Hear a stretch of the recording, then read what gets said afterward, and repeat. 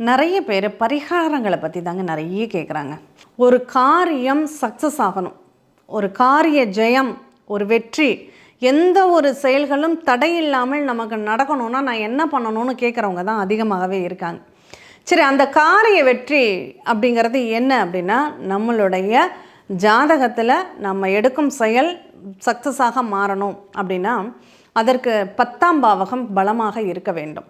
அப்படி அந்த காரிய வெற்றி நமக்கு எடுத்த செயல்கள் நல்லபடியாக அமையணும், ஒரு நல்ல வேலை கிடைக்கணும், ஒரு தொழில் அமையணும், நல்ல ஒரு வாய்ப்புகள் எனக்கு கிடைக்க வேண்டும் அப்படின்னு ஆசைப்படுறவங்களுக்கு ஏதாவது பரிகாரம் இருந்தால் சொல்லுங்கள் அப்படின்னு கேட்குறது தான் இன்றைக்கி நிறைய பேருடைய கேள்வியாகவே இருக்குது.